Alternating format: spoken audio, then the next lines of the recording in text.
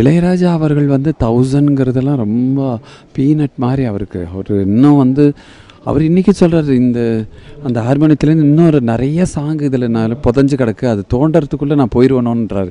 அந்த அளவுக்கு அவருடைய என்ன சொல்கிறது, அதாவது எனக்கெல்லாம் அவர் பண்ணி கொடுத்த பெரிய இதுதான். அதாவது அவர்னால தான் நாங்கள்லாம் வந்து ஒரு முன்னணி இயக்குநர்கள்லாம் மாறுறதுக்கு காரணம் இளையராஜா இல்லாமல் நாங்கள்லாம் வந்துட்டே இருக்க முடியும். இப்போ உதாரணத்துக்கு பிள்ளை நிலான்னு ஒரு படம் எடுத்திங்கன்னா, அந்த பிள்ளை நிலாங்கிற படத்தில் வந்து 2 சாங் தான், அந்த 2 சாங் பேக்ரவுண்ட் மியூசிக் தான். உங்களுக்கு தெரியாத ஒரு ரகசியத்தை சொல்கிறேன், இது வரைக்கும் இளையராஜா எத்தனையோ படத்துக்கு இசையமைத்திருக்காங்க, ஆனால் அந்த இசையமைத்த பேக்ரவுண்ட் ஸ்கோரிங் வந்த ஒரே படம் பிள்ளை நிலா தான். அது கேசட்டாக வந்த ஒரே படம் பிள்ளை நிலா தான். இது வரைக்கும் பேக்ரவுண்ட் ஸ்கோர் வந்ததில்லை. அது ஜெரி கோல்ட்ஸ்மித் போன்ற மிகப்பெரிய மாபெரும் கலைஞர்கள் வந்து அவங்களுடைய ட்ராக், மியூசிக் ட்ராக் தான் இந்த மாதிரிலாம் வரும்.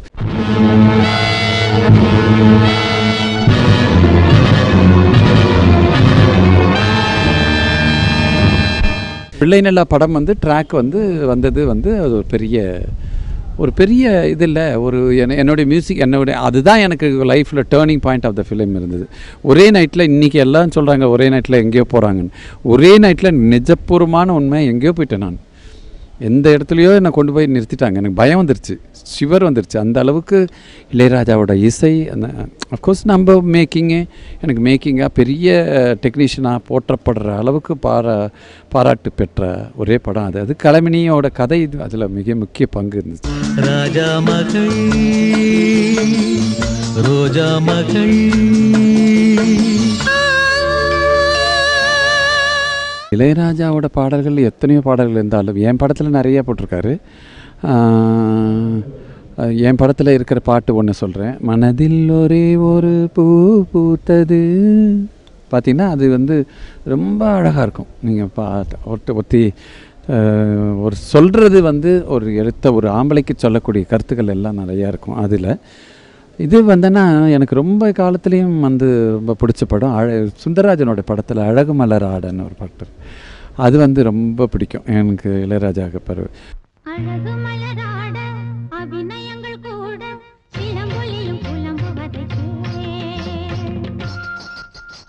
மொத்தத்தில் எங்கள் எல்லாருக்கும் அப்படி இளையராஜாக்கும் பிடித்த பாடல் மாலை நேரத்தின் மயக்கத்திலே கனவு கண்டேன் தோடின்னு இருக்குது. அந்த பாட்டு வந்து எனக்கு பிடிக்கும்.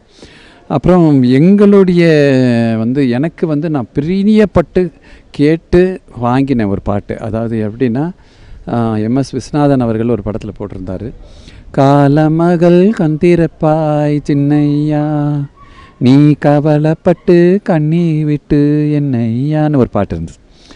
அந்த பாட்டு என்னென்னா என்னுடைய தற்கொலையை தடுத்தது. நான் தற்கொலை செய்ய போகிறதில் ஒரு நம்பிக்கை ஊட்டும் பாடல்கள். அதனால் பின்னாடி நான் டைரக்டரான அந்த மாதிரி எல்லாருக்கும் ஒரு வெறுமை வரும் ஒரு சில காலகட்டங்கள். அந்த வெறுமை வரும்போது ஏதான ஒரு பாட்டு நம்ம உசிரை தக்க வச்சுக்கிற மாதிரி இருக்கும். அந்த பாடலில் எம்எஸ் விஸ்வநாதன் பாட்டு, அந்த சாயலில் ஒரு பாட்டு எனக்கு வேணும்னு கேட்டு இளையராஜாட்ட பிடிவாதம் பிடிச்சி என் படத்தில் சிறைப்பறவையில் நான் வாங்கினேன். பாவம் ஒரு பக்கம் பழி ஒரு பக்கம் போனது பொன்மையிலேன்னு பாட்டார். பாவம் ஒரு பக்கம் பழி ஒரு பக்கம் போனது பொன்மையிலே, சட்டம் ஒரு பக்கம் குத்தம் ஒரு பக்கம் ஆனது உண்மையிலே. இன்றைக்கி காலகாலமாக இருக்கிற அந்த பாடல் நீங்கள் கேட்டு பாருங்கள், ரொம்ப அருமையாக இருக்கும். அதுதான் இளையராஜாவுக்கு வந்து என்னென்னா அது ஒரு பெரிய ஊற்று கடல். அதெல்லாம் என்னென்னா அவர் இன்னும் என்ன சொல்கிறேன்னா, நம்ம தமிழ்நாடு தமிழ் சினிமா உலகம் இளையராஜாவுக்கு கொடுக்க வேண்டிய மரியாதை அந்தஸ்து ஒன்றுமே நம்ம பண்ணலை. நம்ம ரொம்ப தவறு இழக்கிறோம். அவருக்கு கொடுக்கணும், மிகப்பெரிய அவரை கொண்டு போய் அப்படி வைக்கணும், அப்படி கொண்டாடணும். அவரை வந்து இன்னும் நார்மலாக அப்படியே நடக்க விட்டு வேடிக்கை பார்த்துட்டு வந்து எங்கே கிடைக்குங்க இந்த மாதிரி ஜீனியஸ் எல்லாம்? எப்பயோ 100 ஆண்டுகளுக்கு முன்னாடி 200 ஆண்டுகளுக்கு முன்னாடி ஒரு தடவை தான் பிறப்பாங்க. அவங்களெல்லாம் போற்றி கொண்டாட வேணாமா? அதுதான் வந்து எனக்கு ரொம்ப மனசு வருத்தம் இருக்குது. அது வந்து என்ன செய்யுது, அதுதான் ஃபேட்.